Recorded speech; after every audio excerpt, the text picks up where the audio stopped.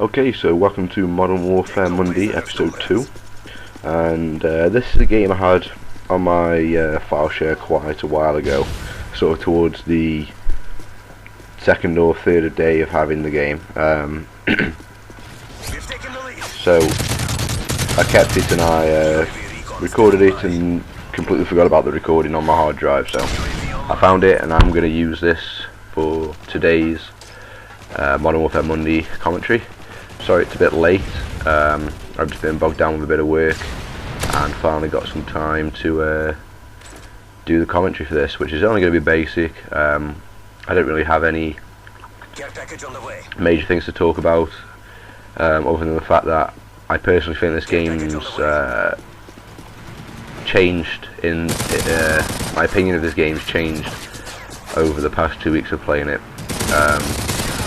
purely because, you know, after a week it's come out, everybody sort of gets to know what the best class setup is, where the best hiding spots are, and what the best kill streak rewards are. So, you know, it's inevitable people are going to find the best and pick out the worst guns, so fair enough. But that, to me, that's when it becomes not as fun to play, because people aren't getting used to the game, people aren't trying out new weapons, and I personally think it adds a lot more fun to the game when people are new to it and sort of everybody doesn't really know what they're doing. But now everybody knows where to camp, so everybody camps, everybody knows what gun's the most overpowered, and everybody uses that gun. So we just get back into the same routine of what happened in the previous Call of Duties, which is that once something is figured out and how to dominate using that setup, everybody pretty much will start using it. So I'm not complaining, because that happens in every Call of Duty and you just got to overcome that, and hopefully you're better than the enemy players that are trying to dominate using those tactics. But if you're not that good, then it's pretty annoying to be playing against people that have tactics. And when I say tactics, I mean people sat in the corner with Assassin Pro on. So yeah, that's just a little gripe I find, and I can moan about all of the Call of Duties really, but at the end of the day I still think Call of Duty 4 and World at War were the best Call of Duties in terms of online multiplayer.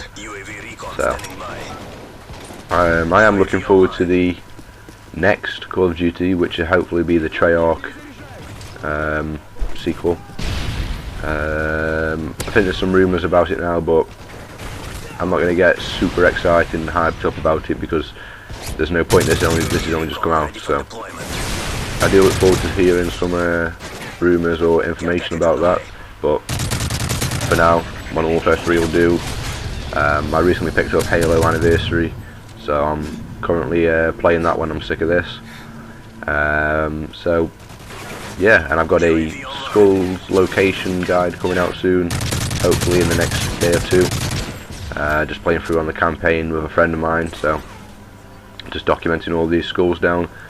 Hopefully that should be out, like I said, in a few days. So back to the gameplay.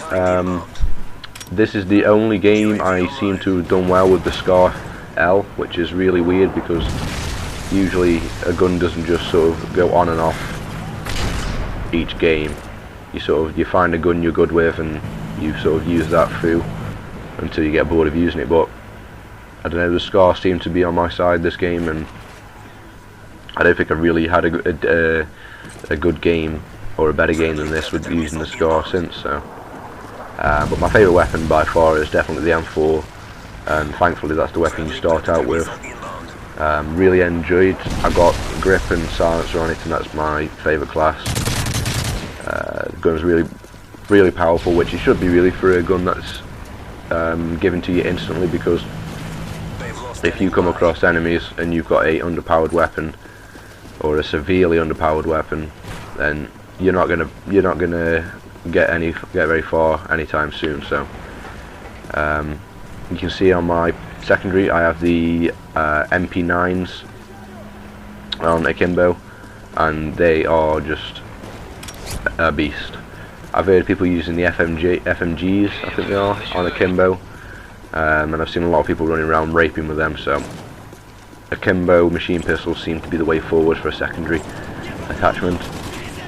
I feel the rocket launchers don't really seem to be as effective. Specifically the small, it just seems a bit underpowered, even though it is a free fire.